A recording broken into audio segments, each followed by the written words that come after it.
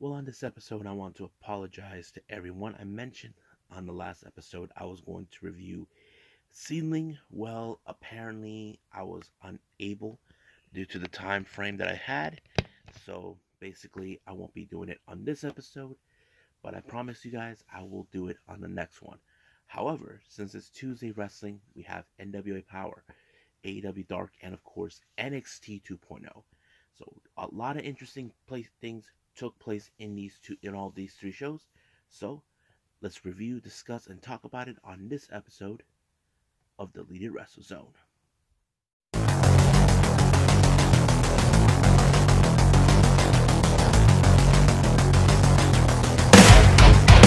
Are you ready? Get up, get up!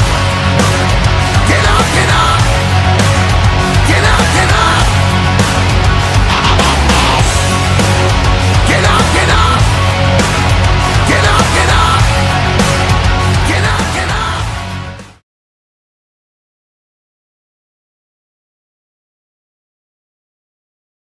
Welcome everybody to the Deleted Wrestle Zone, all things that's pro wrestling with AEW, NXT, New Japan Pro Wrestling, Impact Wrestling, the National Wrestling Alliance, various promotions, wrestlers, matches, and championships. I am your host, J. Rod here. So, let's begin with NWA Power. As you know, we're dealing with the fallout after what happened at the Crockett Cup. It opened up with the one person that the NWA fan base do not like, including members of the locker room and staff, Matt Cardona and the rest of the Cardonas. Now, as you know, Matt Cardona retained the title, and he proved saying that he is champion for life, and trying to say that this was about to be a screw job. So basically, that what took place. However, in another interview by Kyle Davis, he talked to Jeff Jarrett. Now, Jeff Jarrett explained his actions. He knows he made possibly the worst decision ever. At first, he thought in his mind that it was Mickie James that low-blowed him. However, he didn't realize it wasn't Chelsea Green. So basically, he has to own it up, and there's nothing he can do to reverse it. The champion is the champion. So basically, he knows it.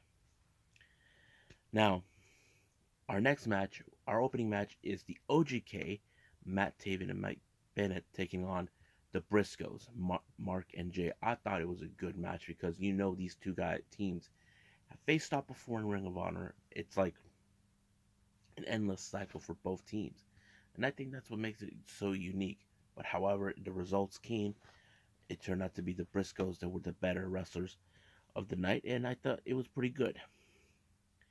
Now, speaking of tag teams, the current MLW World Tag Team Champions, La Rebellion, gave their thoughts about the OGK. They're like, we don't care about the OGK. We don't care. Now, they are now promising themselves that they are going to be tag team champions for life. So basically, it doesn't matter who is going to be standing in their way. So it's kind of like that. So we'll see which tag team does have what it takes. Now, our next match, Trevor Murdoch returns to the ring after he was that brutal beating that he got from Cardona, and faced a guy named Brett. I mean, this is a new side of Trevor, where he's a bit more aggressive. Now, I know he's pissed that he failed the NWA. He didn't do his job, but he felt that other people did not check up on him, while he was injured. And I think it bothered him.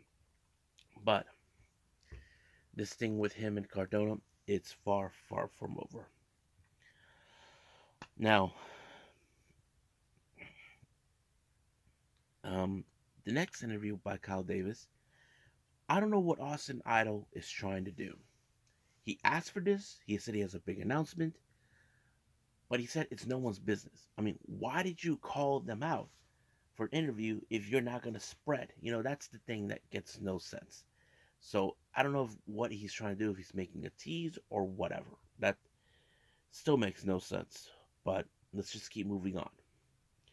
Next up, we have the NWA Women's Tag Team titles. The Hex have their titles on the line against Paula Blaze and Genocide, along with Tarantino. Now, Taryn stated that if they don't win the tag team's titles, they're disbanding. And I think there's been a lot of animosity between both Genocide and Bow Up. And I think there were the one moment is she tagged herself in and made herself the illegal person. Genocide didn't realize that, but it was her who lost the match. And I think this is where it's like, okay, it's official. It's the end and it's over. Now, we did get an interview with, of course, one with Kyle Davis with Jack Stain. Now, May Valentine with Jack Stain, as you know, he's happy that he got what he wanted. He humiliated Anthony Mayweather like he wanted to prove that he's the one who that betrayed him. I mean, that kind of went into its own way. However, um, people talk that he stole this title away from Mayweather, but Jack Stain doesn't see it that way. Now, for Kyle Davis's interview, he had Tom Latimer and Camille. Now, they agreed that Chris Adonis was dead weight in Strictly Business, so it's now officially the Strictly Business is done. So, I have to say, it's kind of interesting where they're going to go, but I think they're going to focus more of them as being the power couple, and I think that's going to be good. Now, our main event is the NWA Junior Heavyweight title put on the line against by Austin Aries and, of course, the newly crowned champion, Homicide. It was a good match. I mean, these two guys knowing each other pretty well, but however, it was Homicide with the Gringo Killer that sealed the deal. Now, the real question is, who will be the next challengers? Well, we'll just find out soon enough. But right now, I believe it's time to move on with AEW Dark.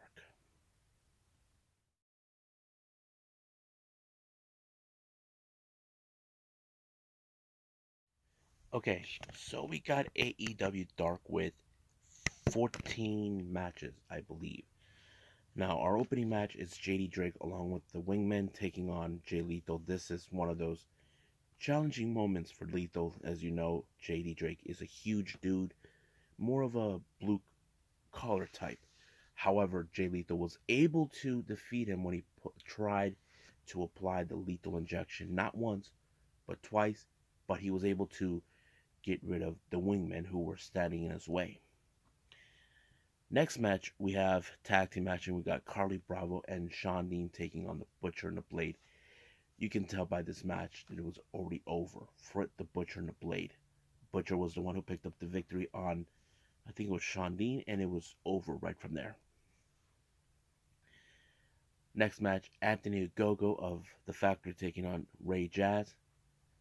Anthony Ogogo won by knockout by punching his opponent out, being counted out, and it was over right from there.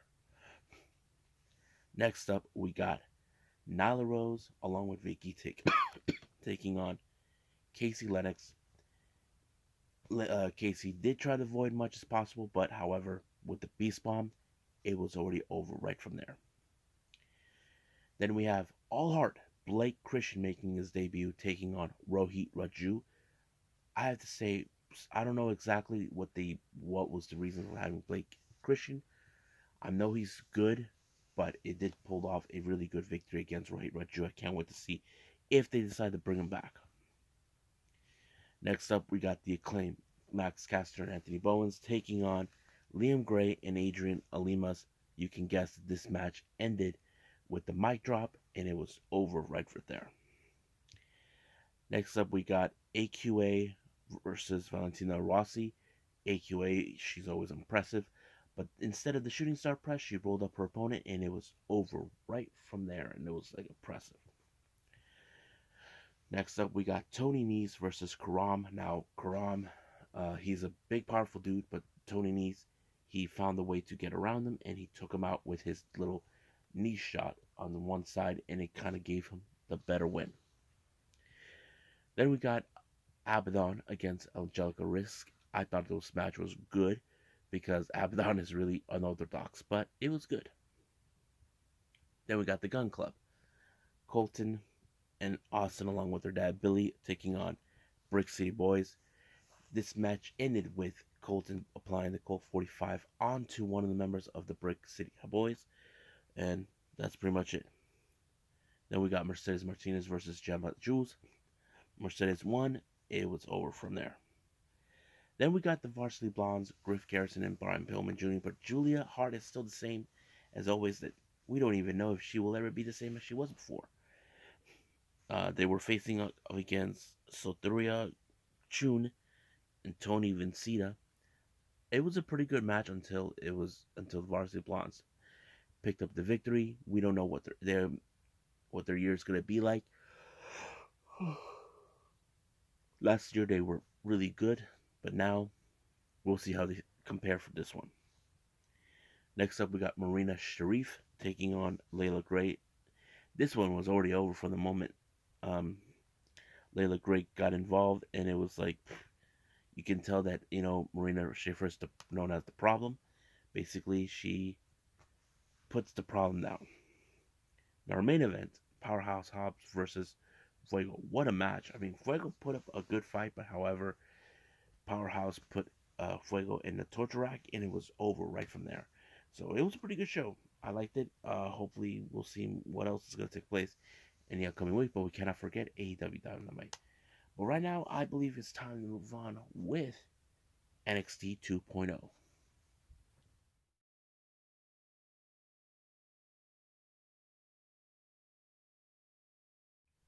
Okay, NXT 2.0. As you know, Stand and Deliver is around the corner. We're getting closer and closer to it.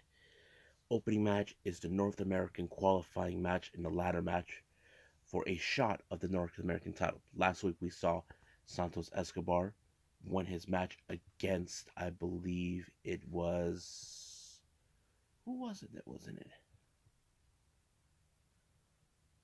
Cameron Grimes, yes. Now we got Roderick Strong versus Solo Sikoa. I thought this match was good because Solo Sikoa, he is one of those guys we definitely can enjoy. Roderick Strong, we know he was North American champion, but it was Solo Sikoa who picked up a very good victory in this match. Now, the bickering between both Indy Hartwell and Persia Prada, who has the better man, continues. While this was going on, Dexter Lumis had his match against Tony D'Angelo. Things would have gone better for him if it wasn't for, Persia Prada, who was getting in the way, costing Lumis the match when the ref did not see it. D'Angelo used the crowbar and it was over from there. However, Dexter Lumis decided to draw his opponent, and his opponent that he chose was Gunther. Now, he's like, how the hell did you draw that fast? But it worked.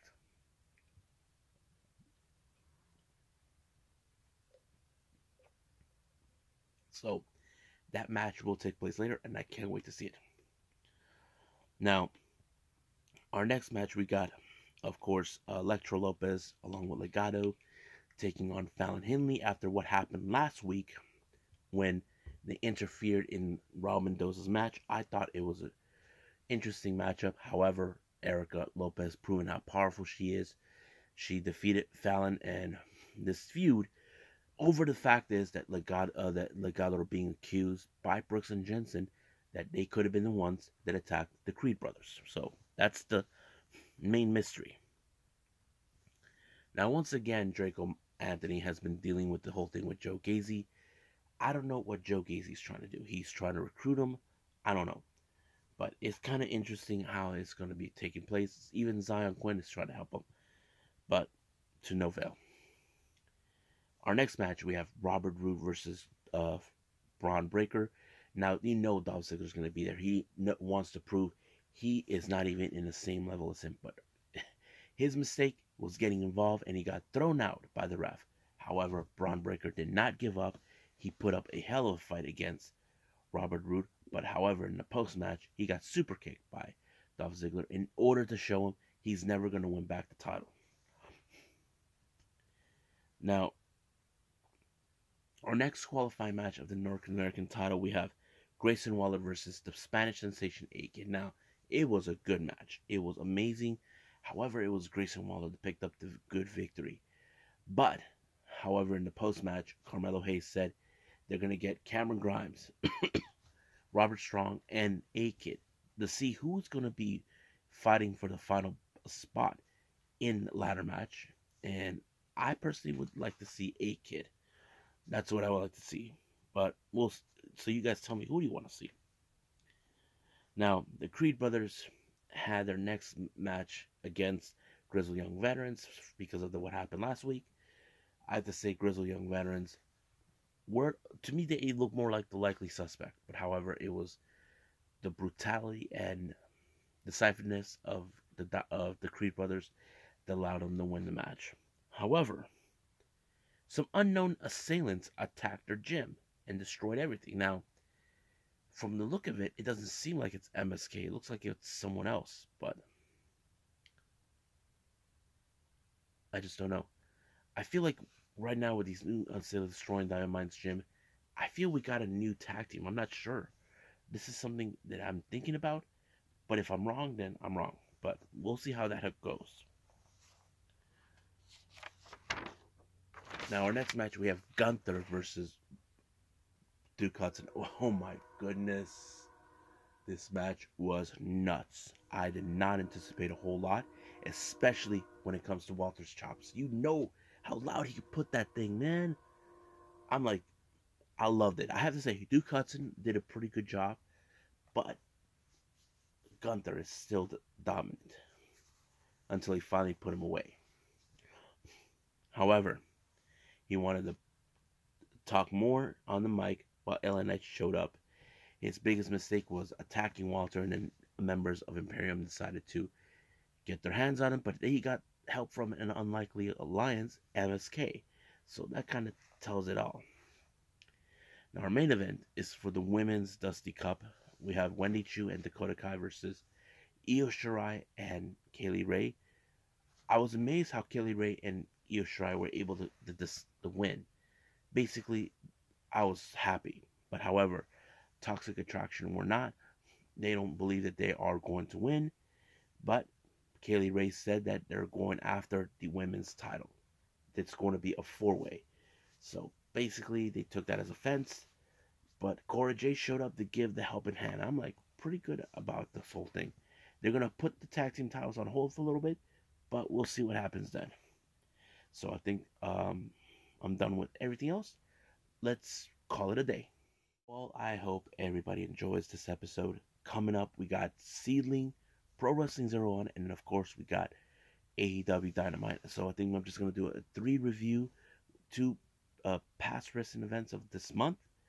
And of course there's AEW Dynamite. So that's pretty much what I got. So I'll see you guys in the next DWZ time. Same DWZ channel. I must bid all of you adieu. So goodbye. And have a nice day. Bang.